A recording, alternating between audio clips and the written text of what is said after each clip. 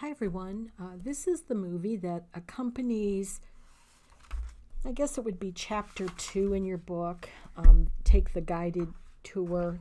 Chapter 1 is really just a really brief introduction to the book. And so we're really going to start here with chapter 2.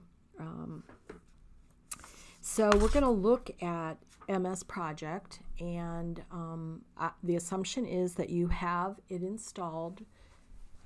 If you are having difficulty with that, please reach out to me because you should be able to install that at no cost. I am actually in MS Project 2016, but your download would be for 2019.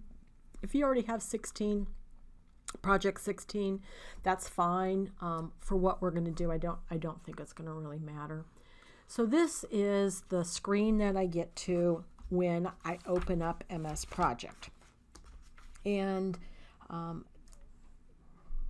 this would be where you could start a new project that's blank, or you could start from a template. And there are so many different templates. It's worth exploring if you are starting this, and it's a common project that you're on. There's got to be some projects in here, so you can use the you can use the searches here. You can search online. You can scroll and find this. We're going to just do a blank project. So I did new blank project because we just want to look at the project screen. Although it's an MS project, it's a Microsoft program, it has common elements from your other Microsoft, Word, Excel, those type of things, but it is, there are differences. So I just really wanted to go through that. So we're going to start up here at the left, and that's our quick access toolbar. I highly recommend that you add things to the quick access toolbar that you find yourself doing a lot, right? So let's say print preview, something I do a lot. I can add that right here. If I click this down and I don't see the function that I want, I can come here and do more commands. It's going to bring up, there's popular, I can do all commands. So this process is the same as any Microsoft Office product. It's just in any Microsoft Office program. It's just in Project, it helps you because there's so many different areas you can go to. So, as you're actually working in Project, you'll want to manipulate that. So then we have our ribbon, right? And so it's like any of our other Microsoft products where you can move through this. But for the most part, these labels up here are not, now views pretty much the same, but a lot of these are very different in what the content is, right? So we'll just look at the task, and then when you're looking at the ribbon, these are the groups, right? So the items are organized in groups within a task, and I just wanted to point out the difference here between font and schedule. If you notice, the font has this box at the right hand corner. That is the dialog box launcher. So if I click on that, that would open up a dialog box, and it's a dialog box because it has the little X here. You can't click off of it, you have to close it. And when you see that, that means that there are tasks or there are functions that are not on the ribbon, right? They're not everything. There's more things you can do. So if we look at schedule, everything about task schedule is already showing on the ribbon because I don't see the little box, right? Okay. The other thing on the ribbon, for example, here in mode or task, do you notice that it's got a down arrow? So from that, you can pick subtopics from the main topic, okay? So let's see. Over here on the right is the tell me what you want to do, and that's standard in our Office programs. It's just a quick way to get help. You can, let's see, what else? We have, our ribbon, groups, commands. Screen tips would be if you put your cursor on an item, it will bring up the screen tip telling you what the heck that's about. Okay?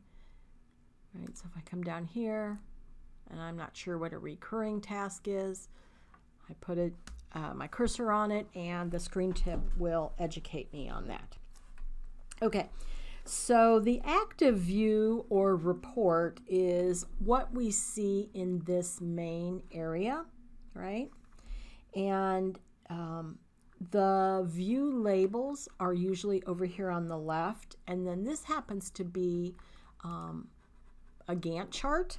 So over on the right, if I had tasks, you would see the bars of when they start, stop. You would see milestones as diamonds. You would see relationships over here on the Gantt. Down here at the bottom, there are really important details about scheduling mode. So whether it's manual or automatic, and whether filter has been applied. So as we get into actually putting in tasks in Chapter 3, we'll start exploring that a little more. Over here on the right is the view shortcuts. So you can change your view quickly here. It will default to this Gantt chart, which is what we're looking at here. So it would have details about the task here, and on the right you would see the actual chart. Okay, so let's go ahead and open up. Make sure to read the stuff in Chapter 2. But I want to go ahead and open up the information. So you would find this file in your Blackboard Unit 1 Materials folder. I have already downloaded mine, so I'm just going to open it up. And it's the Take Guided Tour.mpp. So this is going to bring up a file that has some information in it, right? So if we take a look at this, so in this Gantt chart view, it has two sections to it, right? So this is the table portion where you're going to see tasks, and then over on the right is the chart portion. So you can quickly determine relationships, start and stop times from this chart, right? So so one of the things about this Gantt chart view, it has the timeline view. So we see the tasks, we see the chart, and then if you look up here, you'll see the timelines, right? And so you can use this to quickly add tasks with dates to the timeline. Okay. So if we click on something here, right, it lets you add tasks to the timeline. So notice here it says Timeline Tools, right? Because I've clicked up in this section. If I click back down here, I'm on Gantt Chart Tools, right? So you want to watch that. If I, click up here, I now have Timeline Tools, and so there's all the information that you want to do about the timeline. If I click back here in the Gantt chart, it changes to the Gantt Chart Tools. So you just want to watch those context sensitive areas and how it alters the ribbon. So let's see here. So the next view that I want to talk about is I'm going to come up here to view on the ribbon, and I want to go ahead and look at resource sheet. Once I do that, then I get the resources, and if you remember from your definitions, resources can be people, it could be work, it can be costs that are not attached to a specific event. So this details resources in a row and column view with one resource per row. Another sheet view is called the task sheet view, which lists the task details. And so if we come up here, let's see, well, we can look at other views. Let's go task usage. Just see, we're back to which is right down here. So we see the same type of things, only in a different view. And that's one of the things that I want you to understand, is that this data can be looked at in a lot of different ways, and it depends on what you're trying to analyze or what you're trying to look at about a project. Are you interested in your people resources, and are they over allocated? Do they have enough time to get the task done assigned to them? Or are you looking at specific costs? And so each view that there's different views that help you locate that data in a meaningful way. So if we go to resource usage, right, so that's kind of the same thing. Here's Carol, which we saw here on the resource sheet. There's Carol, right, but it's not a whole lot of data, right? It's got her rate.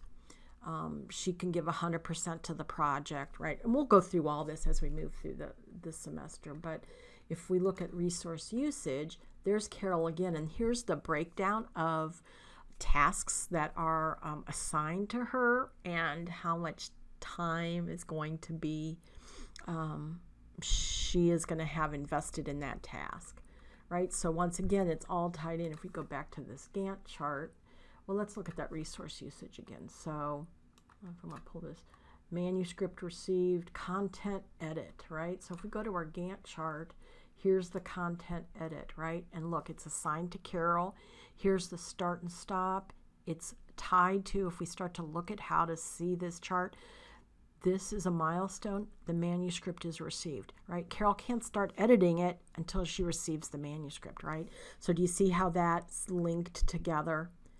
Her editing of a manuscript can't happen until it's received. So if this manuscript receipt, which was supposed to be happening on February 1st, if that doesn't happen, then it's going to delay Carol's ability to get the content edited, right? So those are the type of things that we're going to start to look at, and how do we use this product in relation to understanding project concepts to put this together and be able to use it successfully. So go ahead and go through the rest of the chapter, and what I want you to do for the lab, it's on page 32 and 33. So what you're going to do is run through exploring, which we kind of did together, but then you're going to use the Backstage Review, which is this file, and change the name. You're going to